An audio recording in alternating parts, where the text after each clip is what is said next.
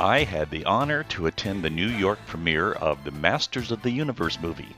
I have been looking forward to this movie ever since it was announced. Flight and hotel booked, and away we go. My travel companions were Daniel and Nate for this adventure. The morning of the premiere, we spied a bagel shop across the street from our hotel. I ordered an everything bagel with lox and cream cheese. Delicious. Even He-Man joined us. After that, we walked the few blocks to see where the theater is. On the way, we were greeted by a giant video screen with a short trailer for the movie. By the time I got my phone out, I was only able to capture the last image. Here we are at the Regal Theater where the premiere for He-Man and the Masters of the Universe is going to show tonight. Yeah, we're scoping out the target here. This is the 7th time we've recorded this because Rob keeps forgetting to hit record. Yes, there it is. So we have the marquee with He-Man on the video. He has the power. I had an authentic New York bagel for breakfast, so of course I had to have a slice of New York pizza for lunch. Okay, I got an authentic New York cheese pizza, and I'm folding it like my Brooklyn wife has told me how they do it.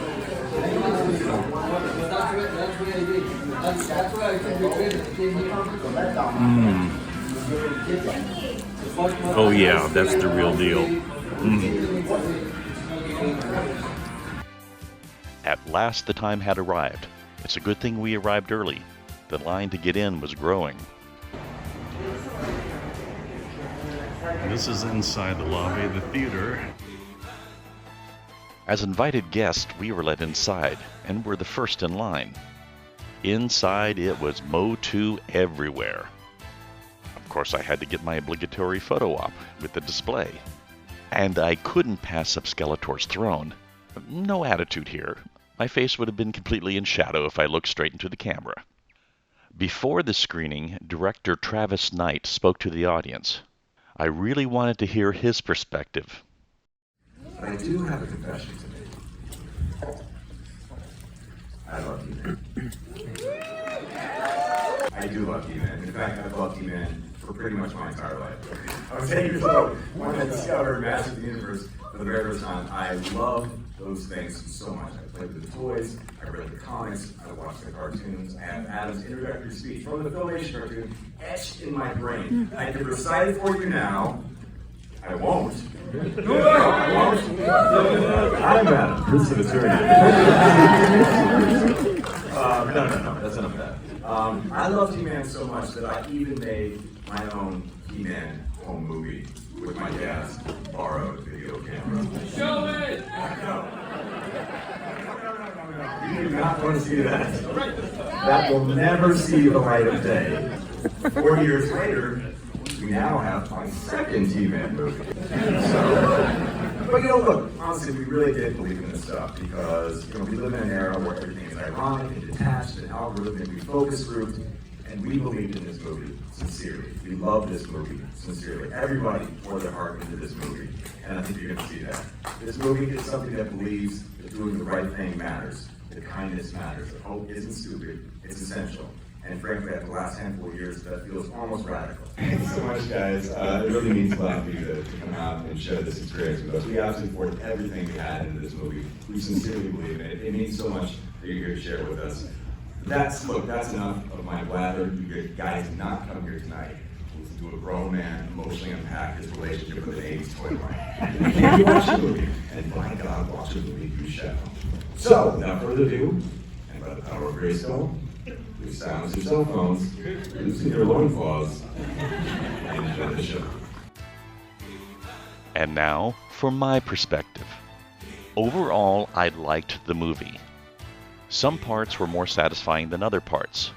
At the party after the screening, I heard the full range of reactions, from awful to glorious. I'm in the middle in my estimation of the film. It is clear that they took what we did in the cartoon series as a component in the storytelling. And we didn't get to do an origin story for He-Man in 1983. I wish we had. The characters looked very good, especially Skeletor and Trapjaw. The transformation sequence is great, very satisfying. And the set pieces and Eternian locations are excellent. Castle Grayskull and Snake Mountain especially. The thought struck me as I watched the action sequences that this movie is an 80s kid's fantasy of his toy battles, fully realized. Also, 40 plus years have passed, and a new generation is being introduced to the Masters of the Universe. Even Nicholas Galitzine said he only had a vague knowledge of He-Man from social media memes.